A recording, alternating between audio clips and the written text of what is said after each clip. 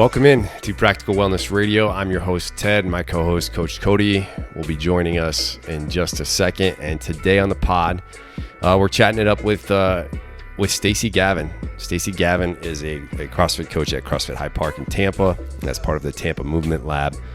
And I've been fortunate enough to know Stacy both as a coach and as a friend. She's just one of the real ones. And Stacy, if you've met her, she has that like coaching gene. She is great at, we talk about it in the episode, she's great at, both being warm and inviting to anybody who might be new around her, but then also like holding others accountable in a way that's not threatening. And I think she does a great job of that. And when I was thinking about that, I kind of came across this quote, and we're going to use it as our warm-up waves, and it just kind of reminded me of Stacy in a way. And the quote is, it's not about finding yourself, it's about creating yourself.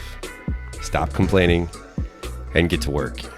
And so, it's so funny when we talk about fitness, when we talk about life, whatever, so much of it is kind of interchangeable. A lot of us might not be exactly sure who we are, what we're supposed to be, and that's fine. That's cool. That's part of life, right? And so, like Stacy, like so many other people out there, just don't complain about it. Let's work on it. Let's create who we want to be, because at the end of the day, it's up to us to frame our future, and let's get after it. So whatever you guys are working on today, on your way to work, heading to the gym, let's make it what you want it to be and make you who you want to be.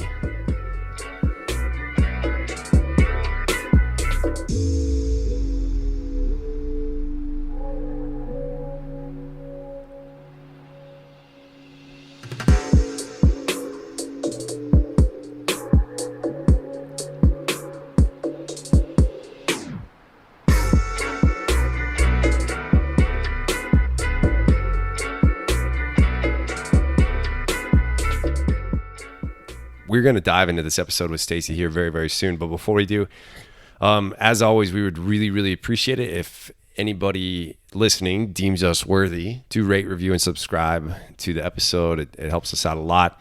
And the second thing is we have a newsletter.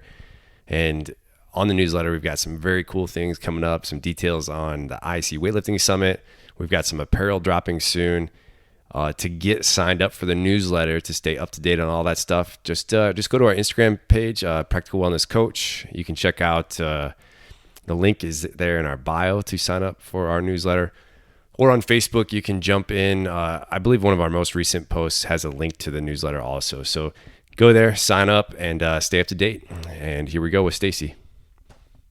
All right, and at this time, we'd like to welcome in Stacy Gavin. Stacy has spent time coaching for me, but she's been coaching CrossFit and athletes in general for quite a while. Thanks so much for jumping in with us, Stacy. How are you? Hey, I'm good. I'm happy to be here. This will be fun. I'm excited to talk with you more. I haven't chatted with you in a while, so I know once we start, we usually keep going. So yeah, it should be good. It is true. Yeah, we can have some long-winded conversations between the two of us. Stacy and I would coach a Saturday morning class, and often afterwards we would talk to people as they were kind of shuffling out the door and they're going about their Saturday. But usually you and I would work out together, and then it would often just be like, okay, we better get started working out now, because we were just talking about fitness in general or whatever it would be. But so we were just talking. You and Cody had crossed paths just a little bit before. I think Cody came briefly out to visit in Colorado. But I think where I want to start it, how long have you been coaching athletes, Stacy? So I've been coaching in CrossFit since 2014. So going on 7 years. So I've been coaching CrossFit since then. I've been in athletics for a while prior to that, but didn't do any major coaching until I started doing CrossFit. And then really once I started, I haven't really stopped. So, yeah. Well, that's good, because I do want to talk about coaching a little bit. I think, and I may have told you this before, I've always kind of appreciated and admired the way that you've been able to coach people and kind of be relatable to multiple I don't know, levels of fitness, multiple individuals, different types of clientele, I think you have a good balance of, being sweet and inviting to somebody who might be intimidated by joining a gym, but then also calling people out on their shit if they have been members from a gym for a long time. And I think that's a Yeah. fine line to walk sometimes because, whether you don't want to like not be true to who you are and develop some like persona that isn't you, but at the same time, I think you can be both people and be you at the same time. Is that something that you consciously have thought about, or did you maybe learn or develop that yourself? Did you have like inspiration in other places, or just tell me a little bit about kind of your coaching style in general? Yeah. So,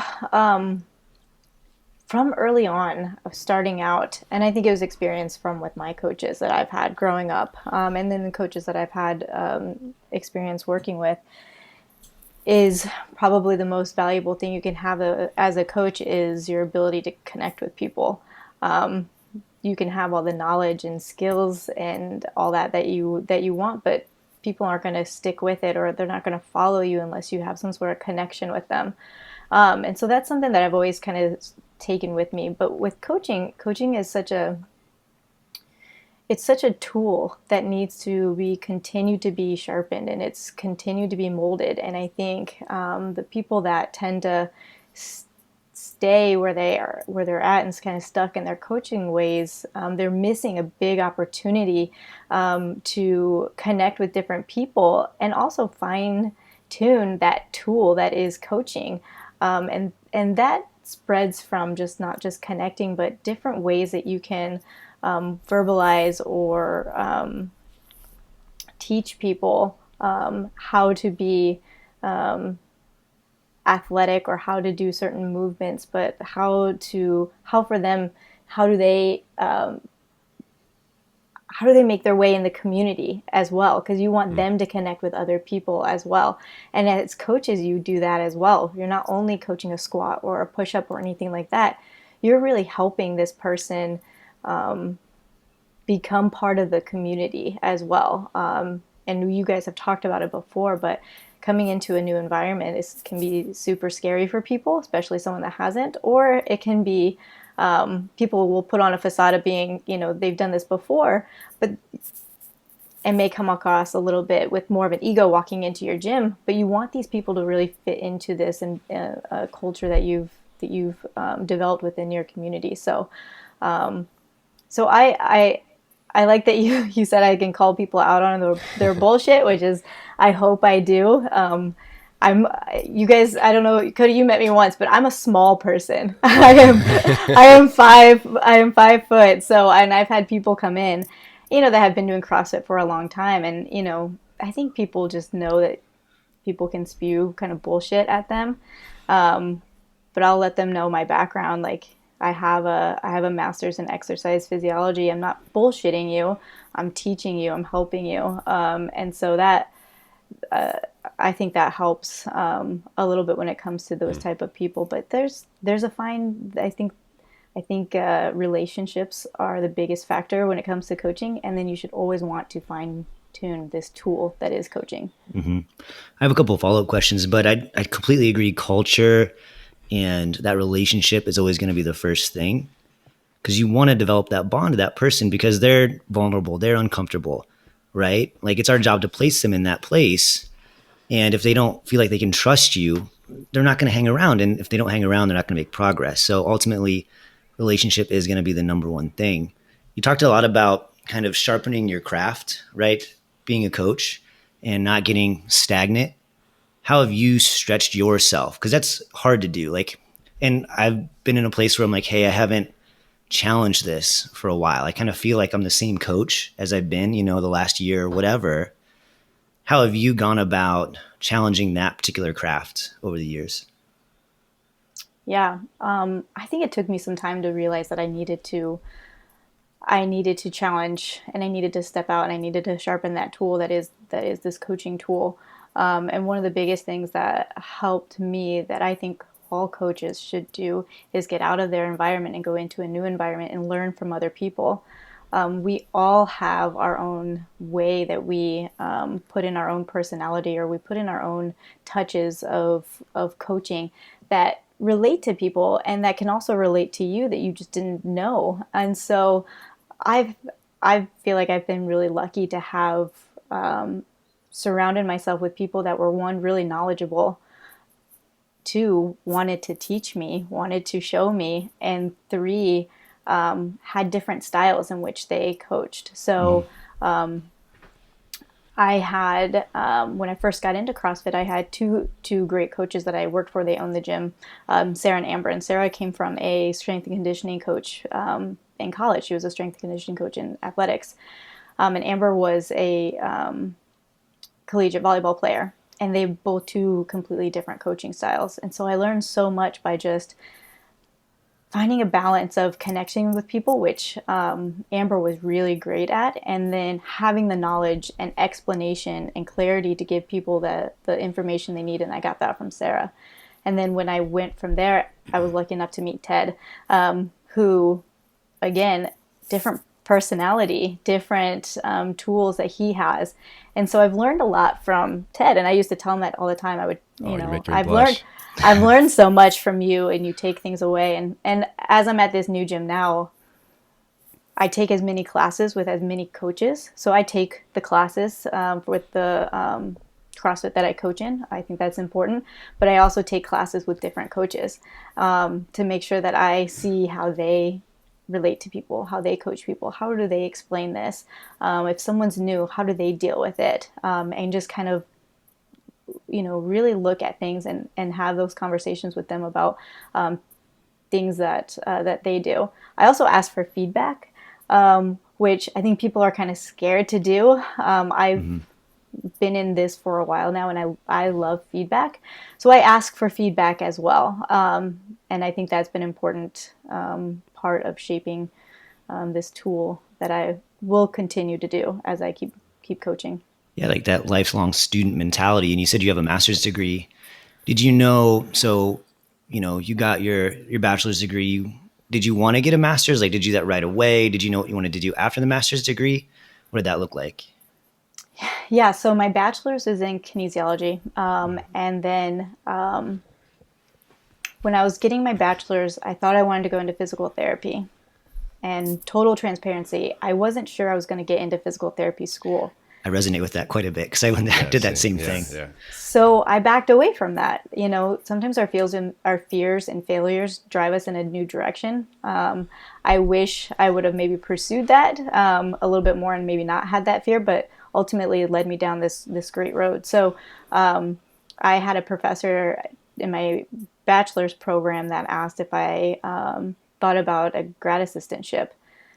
And I hadn't really, and he said I would be great if I wanted to apply for it. So I actually went straight into my master's degree. And for a while I thought I wanted to teach. I like teaching. So I thought I wanted to teach. But my master's degree and a lot of my bachelor's degree was very clinical. I was in a lab for a long time. And I didn't like that. I would go into a lab before the sun came up, and I was out when the sun was down. And I'm an active person. I like to be moving, and I like to talk to people, and that just wasn't for me. So after I graduated, I knew I wanted to get into something where I was going to be working more with people rather than on the back side of things. But I did go straight through. I ended up getting straight to my master's. So again, just kind of life leads you in the direction that you are supposed to go. Absolutely. Like looking back, and like I said earlier, I looked at going to PT school. I have a bachelor's degree in physiology, and I had that same doubt. I was like, I wasn't like a serious student in college, and I just I don't know, like this is something I want to do. I'm passionate about like exercise and health and helping people improve, and I didn't end up doing it. And there are times in the past 8 years where I'm like, maybe I should have like tried to do that, but ultimately like here we are, and we're having this conversation now, and I think for the most part, we've all been coaching about the same amount of time, we have different journeys, but again, we're all kind of intersecting in similar ways, which is really cool, I think.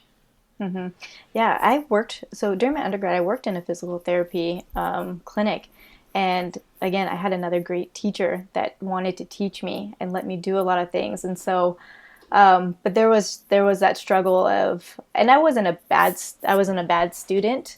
There was a lot of high expectations of just trying to get into PT school that I was definitely not feeling like I was going to succeed at getting in. And so, I shifted my focus. But I will say I take everything that I've learned in that physical therapy clinic still with me. I've learned so much there. And same as you, Cody, the past few years, I'm like, I wonder if I should go back to school. I should try to go back and do this. But, I think life leads you where you're supposed to be. And unfortunately, fears and failures lead us in one direction, but we always end up here where we're supposed to be.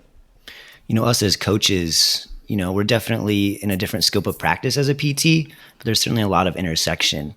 And I know, and I'd be curious if you feel this way as well, is that there's an element of my job where I'm like, I feel satisfied, with that particular hat. Having those conversations and saying, hey, like, let's improve upon this, right? And identifying and problem solving, which is a lot of what a PT does, right? Mm-hmm. I think there might be even further, like another layer of that relationship that you don't get as a PT though, right? As well, which I think maybe boosts our job, for us a little bit more. I completely agree. I think I also get that same feeling of satisfaction when we deal with a lot of the similar things with people asking us questions, and I think they're surprised because not all coaches ask them all the follow-up questions. Mm-hmm. Well, what's the pain level? Where is it? How did it start? And all of these follow-up questions, what if you do this? Does that bother? What if you do that? Does that bother? And you're right. We're assessing. We're trying to identify a problem and see what we can do to help. So I think it does satisfy that hat that I just missed. Right. Yeah. So you're in Colorado, or no, you're in Florida now, right? I'm in Florida. And you met Ted in Colorado. Mm-hmm. Are you from Colorado? What's this journey look like? No, so I'm from Illinois. Okay. I'm from next to y'all in Iowa, from the Midwest.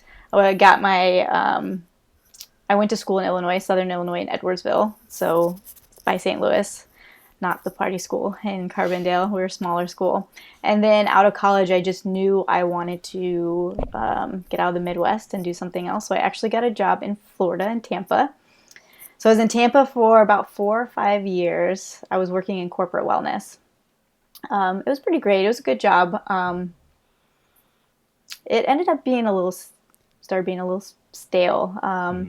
Sometimes when you're in corporate wellness, you have your arms and legs almost tied behind your back because you can only do so much with someone who isn't ready to do something. And a lot of times you're with people that don't really want to make a change. But corporate wellness is kind of almost that forced upon, like, because it's going to help, costs and all that stuff. And so it ended up getting kind of stale. And the person I was with at the time got into veterinary school in Colorado and was like, would you want to go with me? And I was just ready for a change. I was ready for something else. So I dropped that job. I quit and moved out to Colorado with nothing as a backup, which is very unlike me, it was scary for a while. But moved to Colorado, ended up getting a job. Ended up getting a job at another gym, but working out and CrossFitting with Ted.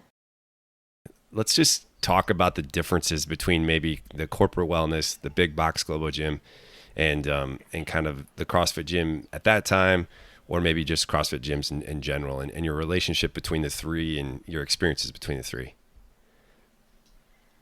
Yeah, so honestly, corporate wellness and big box gyms, comparing to CrossFit, it's you have something that's very authentic and very real and very much something that you can bring your whole person to. And then you have something that's a little bit more inauthentic, that's a little bit more cookie cutter. It's a little bit more, this is the way we do things. and we don't change very much from this recipe of what we think is successful, and we're going to throw this same recipe at everyone. And so I worked for that, and I get the importance of it, and I get why people go to it. It just wasn't authentically me. So I left my professional person be there, and I would bring my personal and myself to CrossFit. So it was an interesting balance. Yeah, and I can relate to that too, because I think we've talked about this in the past, and I've definitely talked it on this show, where I spent time as a training manager at a big box gym also, and it was just all sales based, right? But you're right, you're kind of just for lack of a better term, like the analogy I would use is you're just herding people towards fitness machines. Like that was my job, right? And you're just trying to sell them, and then once they buy, you go find somebody else to sell to. And I don't necessarily know exactly what was your role at one of the big box gyms. So it changed. I started personal training there. That was the very first thing, and then I very quickly went to their corporate wellness. I was their corporate wellness liaison or coordinator. And we had a pretty cool program there. It was the one thing that there was 2 great programs there that I really liked. It was a physician referred exercise program. So we actually worked with local doctors, and they would of course bring people. Yeah, they would bring people, kind of prescribe them to the gym, and then I would help facilitate what that would look like. And then we also had a cancer program that I worked with, which I think it was also great. But then from there I moved on to the general manager for one of their locations. So my role shifted. And I would agree, Ted, it was very much those small parts that were really life impacting were just a little too small for me. And the rest was more selling and more, getting people to commit for a few weeks, leave, and then try to get them to recommit for a few more weeks. Like it was just a hamster in a wheel. Very much so. Yeah. Yeah. And then so let's talk about this too. When you, I wanted to bring this up, like for people that don't know, Stacy, you have a big passion for Olympic style weightlifting, right? Not only coaching CrossFit, but coaching, the barbell movements. Was that introduced to you through CrossFit, or did you have any experience to that prior, or where did you think that initial fondness for the barbell movements came from? It was definitely through CrossFit. So my background is in exercise and exercise physiology, but it's when you go through school, it's very clinical. You're not doing a lot of actual application when it comes to different types of exercises. So when I moved to Florida, I moved by myself to Florida. And so I was looking for just a place to meet people. And I dabbled in CrossFit in college because I work out and stuff. But I was doing the whole bodybuilding type stuff that we were supposed to do. But I found CrossFit online. And this is when, they've always been online and been free. Most of the videos were like LSIT pull-ups, high box jumps, like they're very low quality too. But so I dabbled in there. So finally, when I moved, I was like, I want to try CrossFit. I want to actually try a CrossFit box. So I found a CrossFit box, and I think the week after I started, I messaged Amber, one of the owners, and I said, "Hey, can you teach me Olympic lifting?" Oh, yeah. And she's like, "Yeah, definitely." So as soon as I started, I knew about it enough, just being in athletics. But I wanted to know more about it, and I wanted to learn more. So I learned the very basics, and within that first year, or maybe the first year and a half, 2 years, I went from CrossFit, full-time CrossFit coach, to full-time Olympic weightlifting, and then starting their first weightlifting club there. Wow. So I was doing that for about 2 years before, when I moved to Colorado, I was just a straight weightlifter. It took some time to get back into CrossFit after that. I blame it on the altitude as well. But I spent a good 2-3 years dedicating just to weightlifting, and I loved it. I was coaching, I was participating, doing meets, coaching in meets, and we had starting a kids program. I had a youth that went to nationals, all that great stuff. Awesome. So yeah, it was fun. Yeah, but I was introduced to it with CrossFit.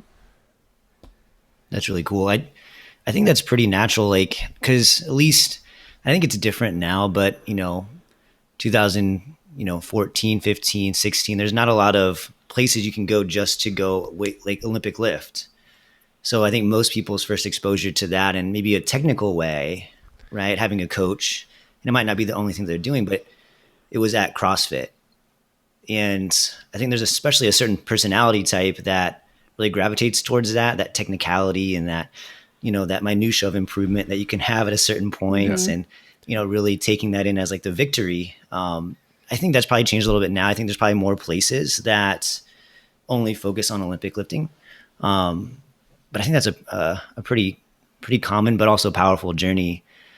Do you do a lot of Olympic lifting still, or are you still mainly doing CrossFit? Both, yeah. So I mainly do CrossFit now, but I still host. I put on seminars.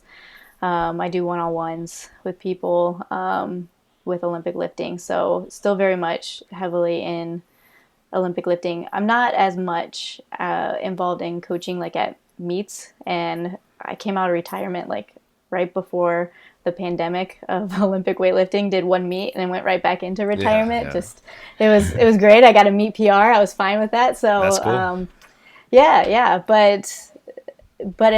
That's when I first started coaching here. That was one of the big things I said is as soon as I started coaching when I was back here, I said, when can I do a weightlifting seminar? I'm coaching now for like a week or two, but I'm seeing things that people need to improve upon, and I'm chomping at the bit to try to get people into a seminar to check it out. I will say, Absolutely. like, with Stacy coaching at Fort Collins CrossFit, she always brought it. She was ready to coach, ready to go. But if it was like an Olympic weightlifting day where we had like a snatch or a clean and jerk or something like that going on in the workout, like she was her hands were kind of rubbing each other. She was chomping at the bit. She walks in the door. Hey, you ready to go? You guys ready? Let's go. Okay, let's go. We're going to warm up. Drag my box out, stand on the box. I'm like, everyone, this is what it's looking like. And learn. Yes. Yeah. So yeah, and I always appreciate it. I think that's great. I think what's interesting about the Olympic lifts is, at least from like, I think our three, perspectives or standpoints, whatever you want to call it.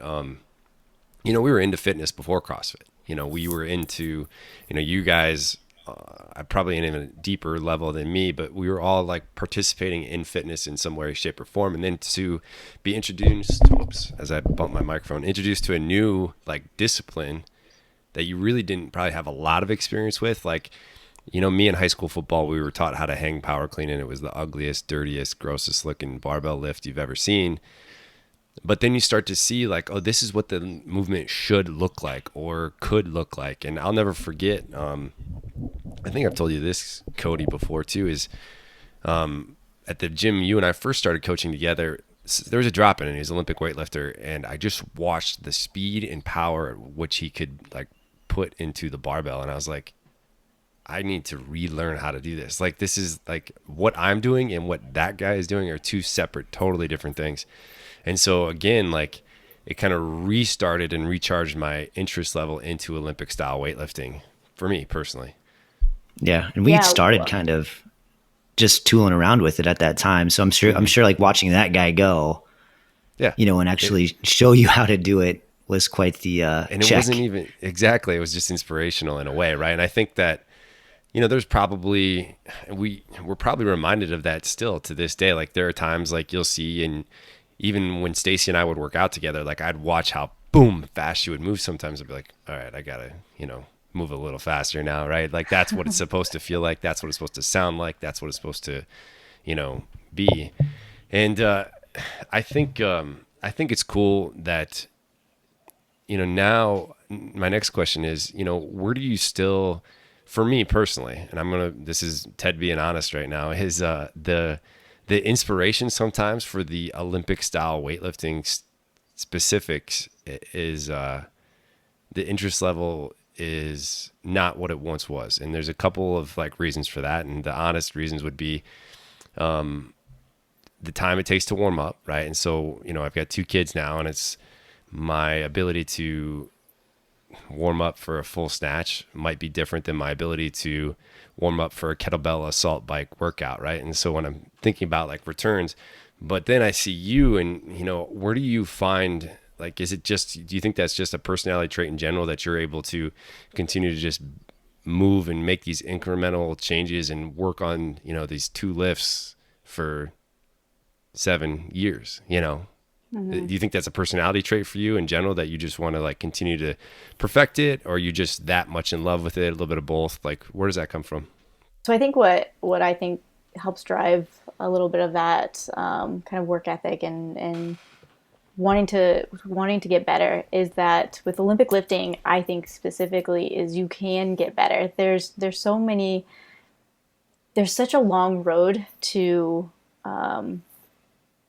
being a high level athlete at Olympic lifting, and I think there's just so much movement between there and where I'm at, that not that I ever want to be a high level Olympic lifter, but there's so much movement that you can do, and when you don't practice it for a while, you kind of do take a little bit of step back. The good thing about Olympic lifting, though, is it's very similar to riding a bike or having some of that muscle memory, is that you can continue to work on that. You're not relearning something again. You're just finding ways to make any part that you can a little bit better than it was before. And I think that's a concept that kind of can go through life. If I can just make one part of my life just a little bit better than it was before, then you're continuing to make, that 1% better year after year. So, and because of that, I've been able to somewhat keep my numbers relatively the same, whether I'm focused just on Olympic weightlifting, they'll go up a little bit, or if I come back down and I'm more CrossFitting, my numbers still don't change that often, because I know I'm just still working at, getting just a little bit better each year. You talked about like just doing these small things for like a 1% improvement. And this is a mild segue, I suppose, but it made me think about like, what are we taking away from like these activities, whether that's Olympic lifting, CrossFit, you can throw whatever you want in that hat as it relates to exercise. It could even be coaching or being coached, right? And going through that process, which is unique.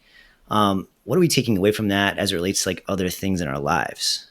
Like what maybe speaks to you on that?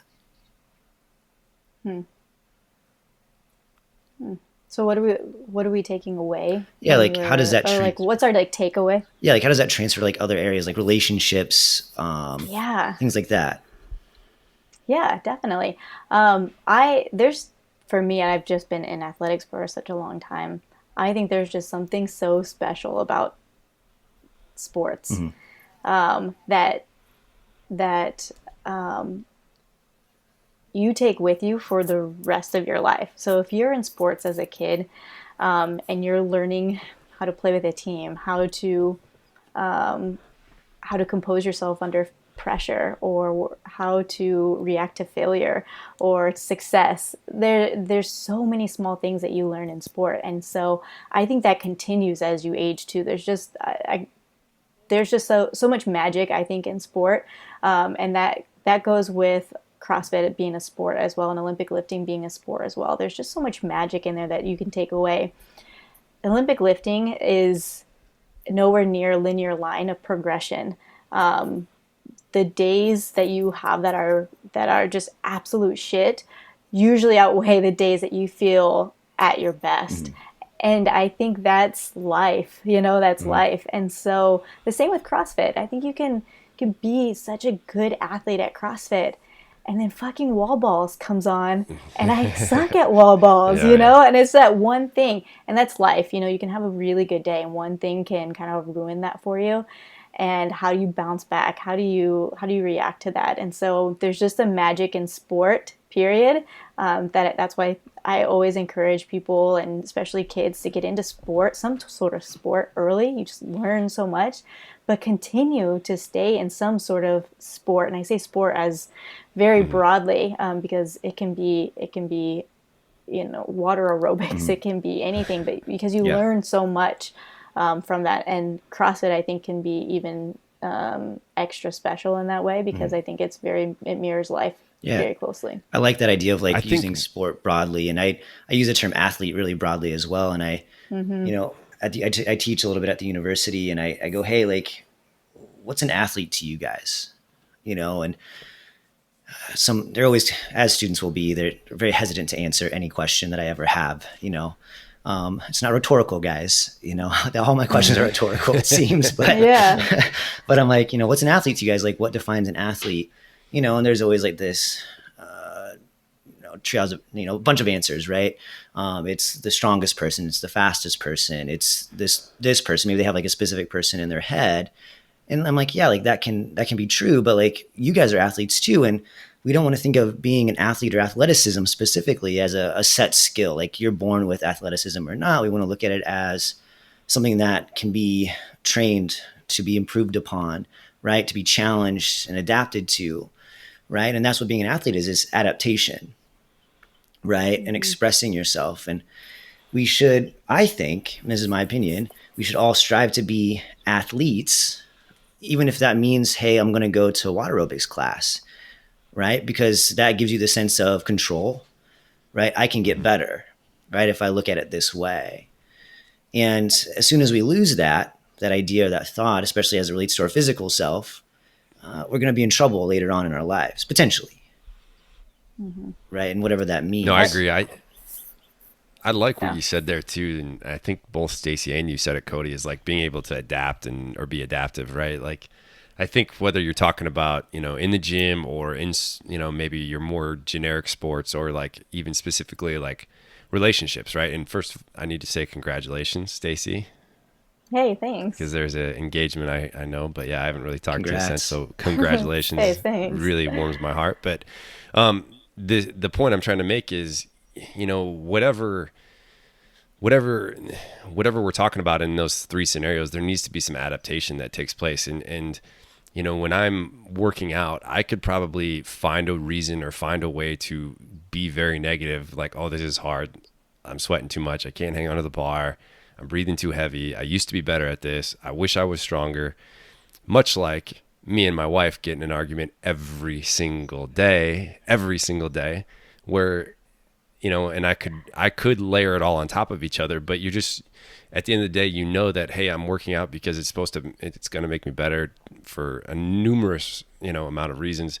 Just like my significant other is going to, make me better for another, numerous amount of significant reasons. And I think like being able to not just adapt at like one of those things, but I think adapting to being able to adapt, if you follow me there, is a skill too. And right. And so if you're surrounding yourself with these opportunities to learn, to have self-talk, to like face yourself in the mirror and learn about who you are and how you can overcome a challenge, whatever it is, I think that's a skill in and of itself. And I don't know if a lot of us, maybe seek that out as much as we should or need to, or even are presented with that as much as we need to be presented with it. Yeah, I think the concept of putting like an athlete that in this box, they need to be this, and this in order to be an athlete, is detrimental. And I think it has been, and we see it with our general population. And so you have people 87 years old to, someone that's 23-year-olds with a disability that just say, well, I can't do that, because we've put parameters around what people can and cannot do. And no, this 87-year-old is an athlete. Go watch him on CrossFit. He's pushing a sled. Go watch this person with disabilities. They just competed at a CrossFit competition. So, I think the more that we can be inclusive with our terms and athlete, and I think teaching that at a collegiate level is perfect. And the more that this spreads out, and I think CrossFit's done a great job of that. And I think they are continuing to do better at exposure of people. But, as much as we want fit people to walk into our gym. 10 times more, we want someone that's never walked into a gym to walk into our gym. And we want them to experience what it's like to be an athlete. And the moment that you show someone that they're capable of being an athlete, I mean, that's the passion. That's the reason you are in the field that you're in. And I think it's a huge game changer. Yeah, and that speaks to you as a coach, having that mindset and that thought pattern. This is kind of like the full circle that we started at. What is a coach? How are we as coaches? What do we take away? What do we don't? And I think ultimately, again, we're here to raise people up, everyone up, regardless, and teach them. And you talked about, wanting to get into teaching. Like, that's what you're doing. You're teaching that person that comes into the gym that's unsure, that's not ever done anything like this before, but they want to make a change, and they've made that first step in showing up, right? And then a lot of times, and it's on our shoulders to create that environment, to create that connection, right, in that relationship, so they can be successful. Yeah, I loved it, and I think Ted saw that in me pretty right away, because he was like, "Hey, how about taking new people? Do you want to take new people?" I'm like, "Give me all the new people." And so I would coach his intro class for people just starting out with CrossFit. So, and I still do that. And I wish I would have done that more previously, but I think Ted kind of found that passion, that talent that I really liked about showing people what they're capable of, and in unison and at the same time getting them involved in the community and having this community, opening them up to what this CrossFit community is, or what this, especially at Fort Collins CrossFit, what this community is. At the same time that they're like, wow, I can do these things. I think that's one of the things I love the most, and still do. Yeah, we have kind of come full circle. One of the first things you said when we jumped on is you mentioned, and you just kind of reiterated, the coaching and getting somebody to do X, Y, and Z is obviously important, but integrating them into your culture and your community is almost just as important, right? And you said that early on also. And it's not just your relationship with the athlete, it's the athlete's relationship with the athlete. And I think as a coach or a teacher or whatever we want to call it, that is part of your job too, right? And I think the best teachers, elementary through college, also probably are good at that. The best coaches in CrossFit and personal training are good at that. I'm not just teaching you by spitting stuff at you and hopefully you retain it. I'm trying to make this in an environment where a lot of growth can take place, right? And so I think we all had our style of integrating that into our communities, whether it's teaching, coaching, again, whatever it is. But a lot of times for me, I would just, you were with me too when we did Saturday morning classes at the gym. We had a lot of new people. We offered a free workout, community workout, to people that would come in, and I would just oftentimes open up class just by talking about the most random things I could think of, hey, have you guys seen the new Marvel movie? Whatever it is. And you're bound to find common ground for people that may not have even a lot in common, but they find some common ground and okay, I like this guy. He likes Spider-Man. I like Spider-Man, whatever it is. Or, she drives a Jeep Wrangler. I drive it, whatever that might be. And then boom, that's the spark, right? And that's the first connection that can be made. And I think you're good at that too. And sometimes it seems very just, I don't know, coming out of left field, but it is kind of somewhat also, strategic in a way, right? What are you currently working on and doing that has you the most excited? Like you said, you're coaching, you're still implementing some weightlifting into the CrossFit gym. This will maybe be one of the last things we kind of touch on before we get into what we do at the end of every show, in every interview, or closeout questions. But what are you doing that's most exciting for you, that continues to just push you as a coach or as an athlete yourself, or whatever that might be? I mean, I would say, so 2020 brought a lot of difficulties. I mean, we all pretty much had to get out of the gym. And so taking almost a full year step out of a gym. And I was the one that bought a bunch of equipment from Rogue, and try to get whatever I could here. But we still have a dirt driveway, or we worked out in the middle of the street. That's pretty much all we had. And neighbors love that. What'd the neighbors say? We had so many people that would just walk by that were like more inspired or things like that. Yeah. When it was dark, we tried not to drop the barbells and stuff like that. But we were known as the girls that work out. So, but what was really cool about that, getting out of the gym, was taking a step back and reflecting on what is the importance of having that community and being at a gym. And so to get back to kind of your question, like what's exciting me right now is I'm not coaching a ton, which, I've learned to balance my time. And I think that helped a lot too, as the pandemic taught me a little bit more of how to balance my time with what I really love, and family and work and things like that, and doing things outside of CrossFit, developing other hobbies, which a lot of us don't end up doing because we spend a lot of time coaching and doing CrossFit. We love it.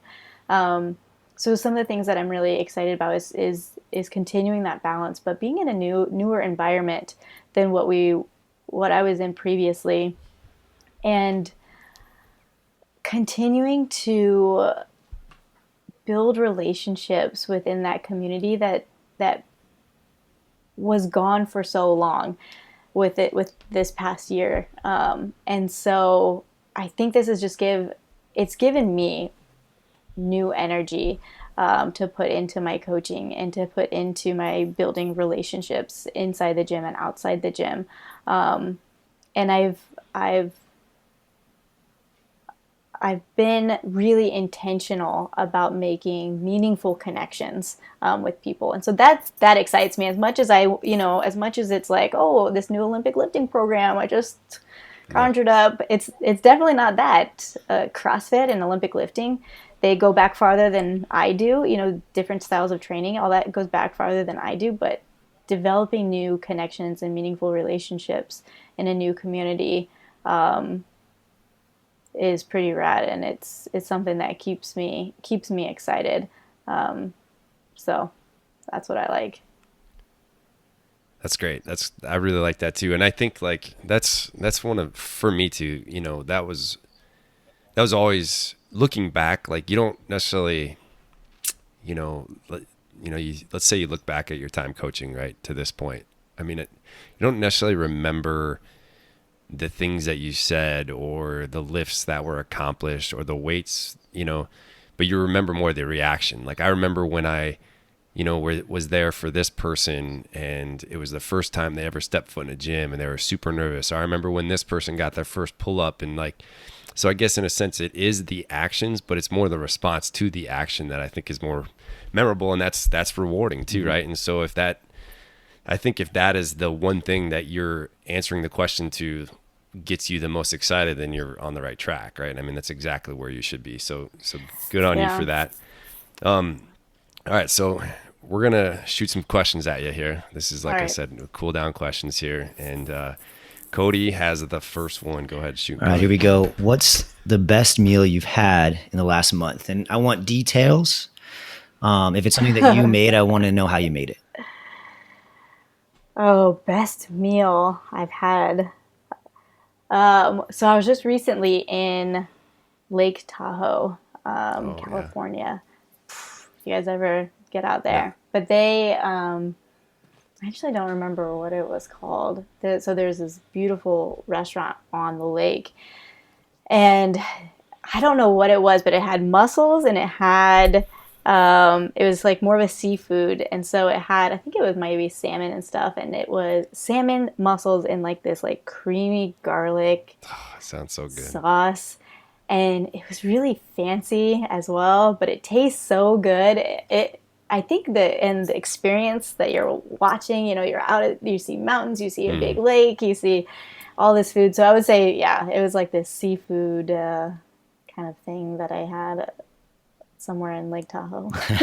not as much detail, but that's all I remember. No, that actually was perfect. That's exactly what we needed. I felt the passion of it. You did it. Yeah, hey, exactly. Good. I know you guys don't get like mussels and stuff like that out in Iowa very often. So I do like, though, the fact that I think if anybody that listens to this show regularly, there's probably a food question every week in some way, shape, or form. I don't know why, but people are passionate about food. I definitely am. Like, and if you're not, I'm sorry. I'm sorry that you're not, because you're missing out. Food is great. Food is great. Food is great. Next question. All right, and we kind of were just talking about this before we dove into these questions, but do you have a memorable success story of somebody that you've trained that like just first pops into your head when I ask that question? Ooh,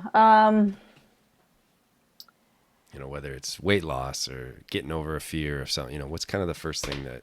Oh gosh, I feel like I have a lot that pop into my head. Yeah. So I do remember. So I'm gonna say two, maybe. That's good. Yeah. One will be from Colorado. So one of our friends, still good friend, Heather, getting over her fear of box jumps. And what we did is we just kept stacking a little bit at a time. We did just those rubber weights, just the bumpers up. So that was a memorable experience, and I have it on video. So all that's good. And then I would say teaching some kids that I've taught how to snatch. And so one of the things that we did to help get my youth athlete to nationals was we hosted a mock weightlifting meet with like our kids class. And that was the coolest thing. We had, some of them just did a PVC pipe because, that we're not going to load up 50 pounds on a bar. But that was probably really cool. So leading up to that, we just had a group of kids that were just really dedicated to like learning how to do this so they could go into this mock meet. And so that was really cool, teaching them how to Olympic lift and doing that at such a young age. Do you have a similar memory, but for you personally, that you're most proud of, whether that's really in any, sphere, whether that's fitness, coaching, etc.? Let's see.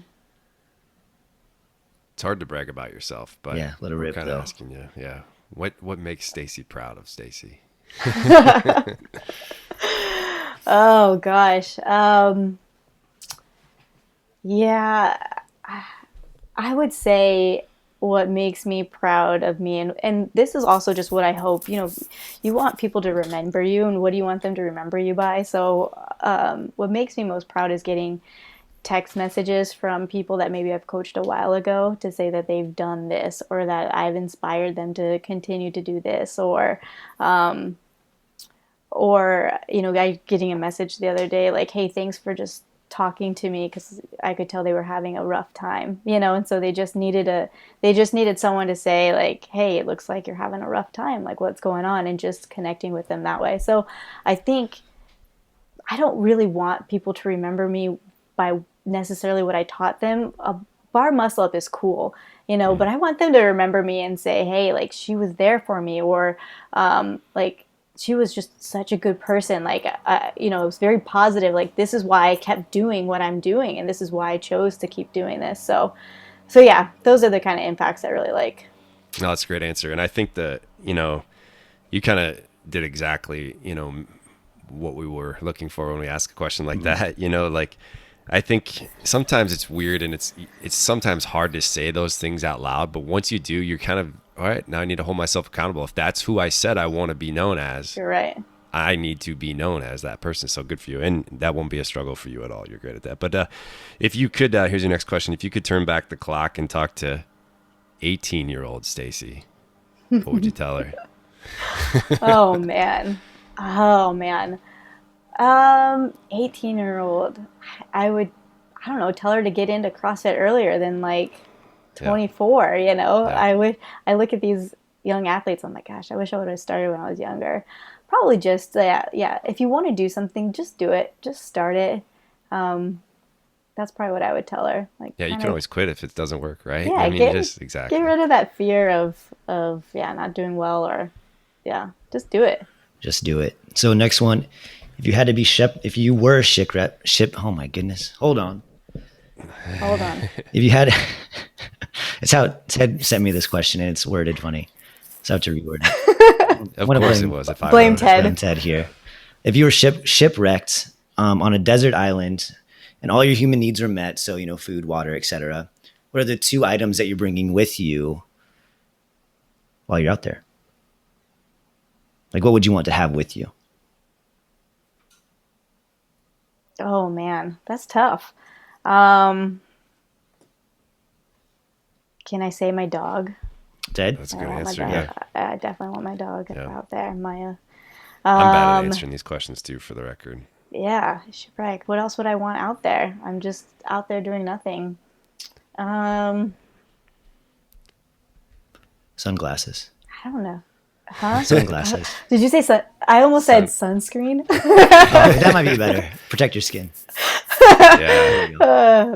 Yeah, or like a book. I like. Well, that's a good I like segue question reading. there. What book? I mean, let's just say one book. Is there one Ooh. that kind of just sticks out in your head? It need to be like a repeatability book, like a book that is entertaining, right? At least that's my 2 cents. I don't know. You know those choose Yeah, your it'd own have to adventure be. books, where like go to page 22 and you maybe one of those, because I believe Goosebumps. Maybe I don't know if they can take credit for first doing that, but Goosebumps has a few of those. yeah. Yeah, I mean, AR reading. I'm a big fan of Harry Potter. So those books are always good. But I've read Brene Brown, Dare to Lead, like 3-4 times, and I'll listen to it on audiobook too. So just so insightful and just makes you want to be better. So I like that. Yeah, those books are good, and especially from her, right? I think sometimes, and they do have repeatability, because like you'll listen to Brene Brown. I listen to books, I don't read books, but you'll listen to Brene Brown, and like it's very dense. Like there's so many inspirational things. It's like boom, boom, boom, boom. You hear it, and then you listen to it again, or you listen to something, and you're like, oh, like maybe I was so caught by this term that was brought up, I missed this next point. But yeah, I think that's a great answer. I think it depends on your mind frame too. Like you can hear things totally differently. You can relate on a different level. Yeah, that's a great point. Do you have a favorite TV show from your childhood? Something that stands out? The Ninja Turtles. Ninja Turtles. That is a good answer. I hadn't thought of the Ninja Turtles. What pops into your mind, Cody? Like right away? I'll be honest. When you asked that question to Stacy, I thought of Dragon Ball Z. Yeah. See, I never really got into Dragon Ball Z, but for me, and this is like a totally different genre, but I am from the era of Home Improvement, Tim Allen, Tool Time. Like that's the first thing. Like when someone says you're a kid and you're watching TV, that's what slams in my face is, the song, the intro, everything. Like I can see my like little sister dancing to it at the kitchen table, like while, like after we're eating. But yeah, that's Ninja Turtles. Great answer. That was our last question. Stacy, thanks so much for jumping on. Stacy was happy and kind enough to squeeze us in. She's off to coach right now, so she's back at it. I am. I'm heading that way, so it'll be a good time. Anything that you want to plug, or anything that you're working on, your gym that you're working at, you yourself, all that stuff. Yeah. So the gym that I'm working at right now is CrossFit Hyde Park in Tampa. If you guys are ever in the area, if anyone's in the area, drop in. It's a bigger gym. Cool, lots of cool people doing lots of cool different things. We have almost a whole mobility area and section. We have dedicated mobility coaches. So it's called CrossFit Hyde Park, but the whole umbrella company is called the Tampa Movement Lab. And so the owner also teaches a little bit at University of Tampa, and so gets University of Tampa students in and teaches them great things about movement. So, well, that's awesome. That's right there. Something that maybe we'll have to talk about if we have you on again. That sounds like a great setup. But I do know you need to get going. Thanks so much for jumping on with us, Stacy. All the best. Thank you. Yeah, thanks, guys. I appreciate it. Okay, finishing things up here with our cool down segment. Every episode we end with cool down questions. If you guys want to send us a question, you can send it info@practicalwellnesscoach.com. And today we're talking about traveling, working out while traveling. It's difficult. I'm currently at an undisclosed location in Missouri.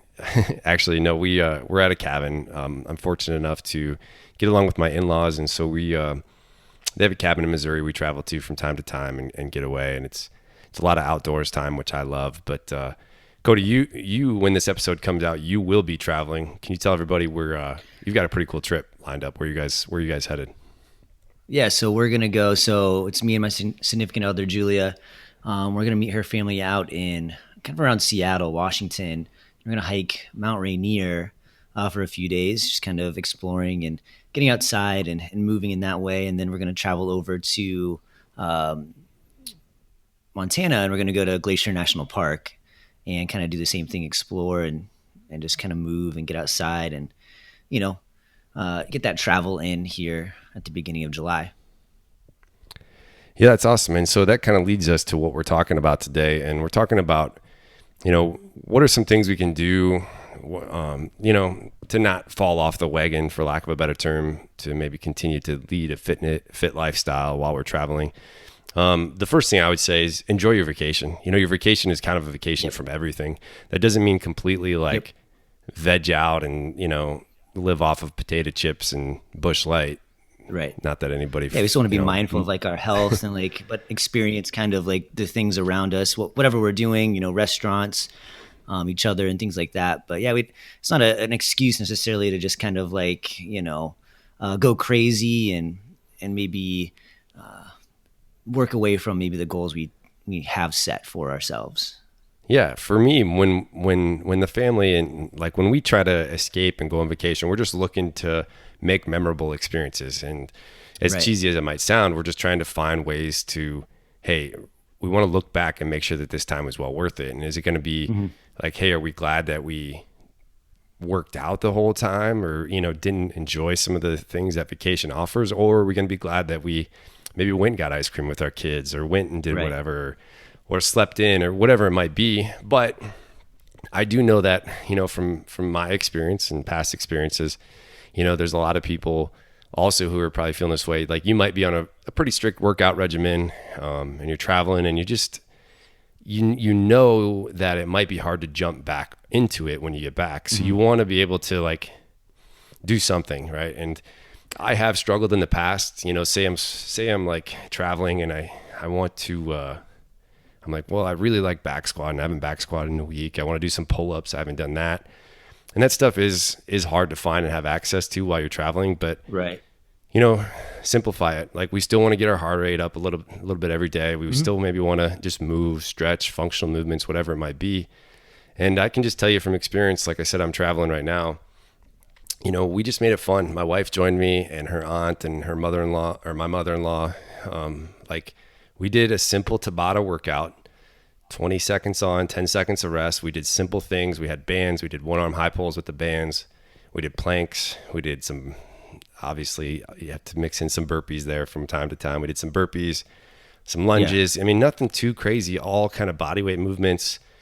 And it was great. My heart rate was up. I sweat. I feel like I did something. And sometimes it's one of those things where you look at a workout on paper and you're like, that's way easier, way simplified than maybe I traditionally do. But it's just jump in and do it. And you'll be surprised at how much you sweat, how much your heart rate gets up, and you'll just feel better in the long run.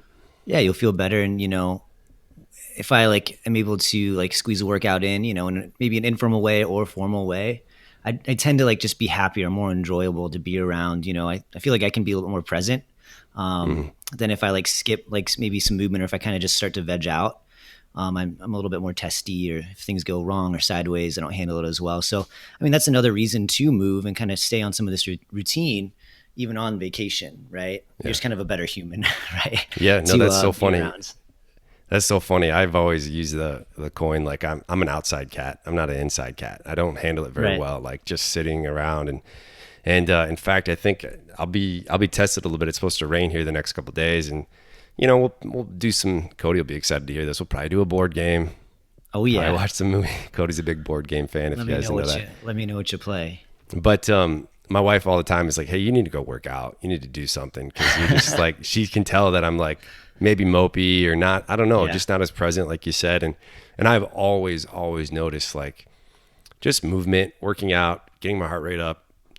It just makes me more cognitive, more present, just more able to just be who I feel like I am in the long run. Yeah.